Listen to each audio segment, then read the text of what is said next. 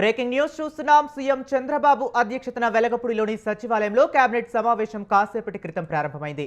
ఈ సమావేశానికి deputy CM Pawan Kalyan కూడా హాజరయ్యారు.